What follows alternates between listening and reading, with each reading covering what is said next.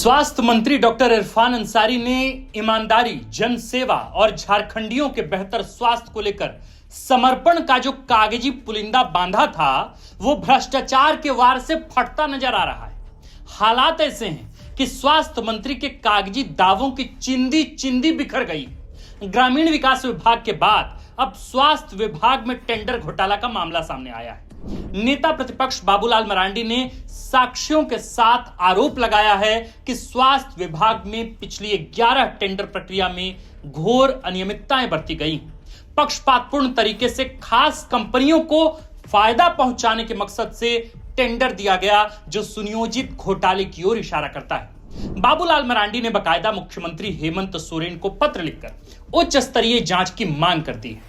बाबूलाल मरांडी ने जो आरोप लगाए हैं वह काफी गंभीर है और ऐसा लगता है कि अब तक अपने बेतुके बयानों से कभी मुख्यमंत्री हेमंत सोरेन तो कभी अपनी पार्टी को संकट में डालते आए स्वास्थ्य मंत्री इरफान अंसारी इस बार अपने कर्मों से पूरी सरकार को न्याय के कटघरे में खड़ा करने का इंतजाम कर चुके हैं। सवाल है कि स्वास्थ्य मंत्री इरफान अंसारी पर आखिर आरोप क्या लगे।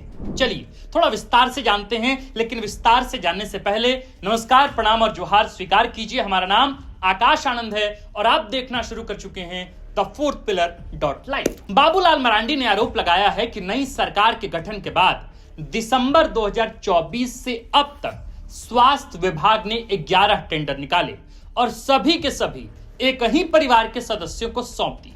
परिवार के ये सदस्य 3 कंपनियों का संचालन करते हैं। बकौल बाबूलाल मरांडी सभी 11 tender Hind infra project private limited, Bharat art and supplier और ग्लोबल आर्ट एंड सप्लायर। यह महज संयोग नहीं हो सकता है कि तीनों कंपनियों का पता भी एक ही हो। बाबूलाल मरांडी ने दावा किया है कि तीनों कंपनी इरगू रोड, पहाड़ी टोली, रांची के पते पर रजिस्टर्ड है।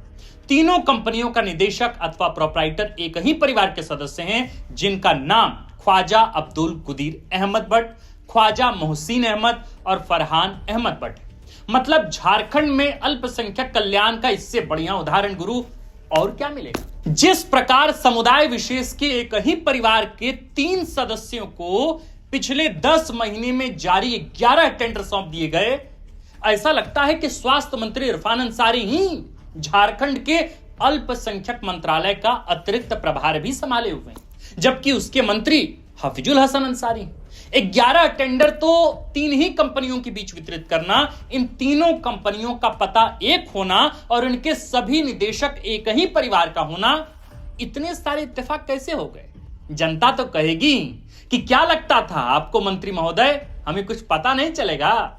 बाबूलाल मरांडी ने बताया कि एक ही परिवार के जिन 3 लोगों को सारे 11 टेंडर तोहफे में स्वास्थ्य मंत्री ने दिया है, उनमें से ख्वाजा मोहसिन अहमद एक ही समय में 2 कंपनियों के निदेशक अथवा प्रोप्राइटर थे। बाबूलाल मरांडी ने कहा कि यही सारे टेंडर रद्द करने का बड़ा आधार हो सकता था, लेकिन पूरा हेरफेर ही स्वास्थ्य मंत्री के संरक्षण में हुआ, इसलिए इन कंपनियों को हर बार टेक्निकली क्वालिफाइड घोषित कर दिया गया। वैसे हमारी बाबूलाल मरांडी से थोड़ी असहमति है। इरफान अंसारी हमें समझदार आदमी लगते हैं। सोचा होगा कि जो आदमी एक ही साथ 2 कंपनियां संभाल सकता है, वो एकाध टेंडर नहीं संभाल सकता है क्या। आपको हैरानी नहीं होगी इरफान अंसारी कल को ख्वाजा मोहसिन अहमद को एक्स्ट्रा ऑर्डिनरी टैलेंट बता दें, क्योंकि जो व्यक्ति जामताड़ा के कुख्यात साइबर अपराधियों को ब्रिलियंट माइंड बता सकता है, उससे और क्या ही उम्मीद की जा सकती है। बाबूलाल मरांडी ने कहा कि इन सभी कंपनियों की बोलियों में केवल कुछ 1000 का ही अंतर है, जिससे स्पष्ट होता है कि दरें किसी एक ही जगह पर तय की गई। बाबूलाल मरांडी ने आरोप लगाया कि जब भी किसी चौथी कंपनी ने टेंडर प्रक्रिया में भाग लेना चाहा, उन्हें तकनीकी आधार पर अयोग्य घोषित करके बाहर का रास्ता दिखा दिया गया। आरोप यह भी कि जिन कंपनियों ने इस आपराधिक षड्यंत्र का हिस्सा बनने से इनकार किया, उनको भी टेंडर प्रक्रिया से बाहर किया गया। सही है, जब सैया कोतवाल हैं तो किस बात का भय। नेता प्रतिपक्ष ने कहा कि चिकित्सा विशेषज्ञों से मिली जानकारी के मुताबिक कंपनियों को जो भुगतान किया गया वह बाजार में उपलब्ध वस्तुओं और सुविधाओं की वास्तविक कीमत से कहीं ज्यादा है। जाहिर है कि टेंडर प्रक्रिया में निष्पक्ष प्रतिस्पर्धा की अनदेखी की गई, सरकारी धन का दुरुपयोग किया गया और उसकी बंदर बांट हो गई।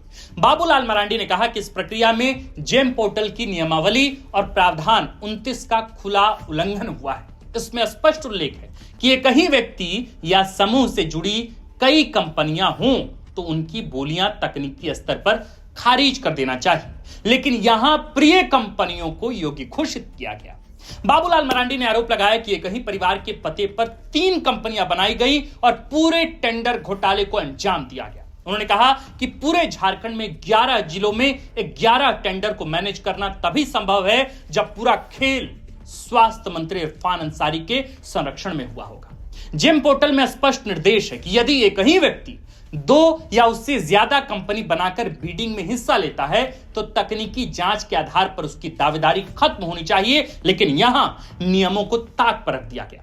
बाबूलाल मरांडी ने इसे गोरख धंधा की संज्ञा देते हुए इसके लिए सीधे तौर पर स्वास्थ्य मंत्री डॉक्टर इरफान अंसारी को जिम्मेदार ठहराया है।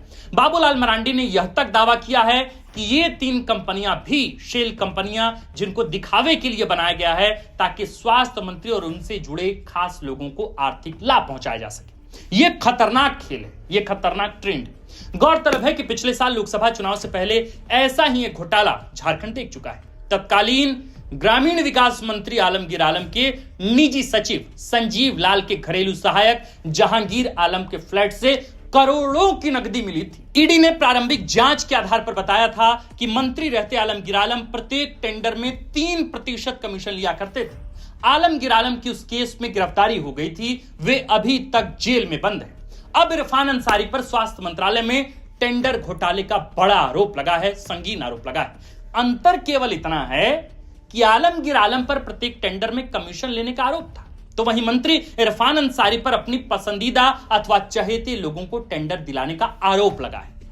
एक और कॉमन बात यह है कि दोनों ही कांग्रेस कोटे के मंत्री हैं। पूर्व स्वास्थ्य मंत्री बन्ना गुप्ता पर भी दवाई खरीद में वित्तीय अनियमितता का आरोप सरयू राय लगाते रहे। कांग्रेस कोटे के मंत्रियों का इस प्रकार कथित घोटाले में नाम आना कहीं हेमंत सोरेन सरकार की साख पर बट्टा लगाने जैसा तो नहीं है। झारखंड मुक्ति मोर्चा को इस पर गंभीरता से सोचना होगा। साथ ही मंत्री इरफान अंसारी को भी सामने आकर बताना चाहिए कि आखिर सच्चाई क्या है, क्योंकि पब्लिक तो सब जानना चाहती है। बाकी आप इस पूरे विषय पर क्या राय रखते हैं, हमें कमेंट कर जरूर बताएं और यह भी बताएं कि आपको ये वीडियो कैसा लगा। अगर अच्छा लगा तो इस वीडियो को अन्य दर्शकों तक साझा जरूर करें और अगर आप हमारे नए दर्शक हैं तो आपका ये अपना चैनल है द फूड पिलर को सब्सक्राइब कीजिए। फेसबुक पे देख रहे हो तो फेसबुक के पन्ने पर फॉलो का एक छोटा सा बटन है, उसे प्रेस कीजिए और इंस्टाग्राम पर देख रहे हैं तो वहां भी फॉलो का बटन है, उसे भी आप फॉलो कर सकते हैं। बाकी आप देखते रहिए फूड पिलर। हमारा नाम आकाश आनंद है, कैमरे के पीछे हैं मनीष। शुक्रिया।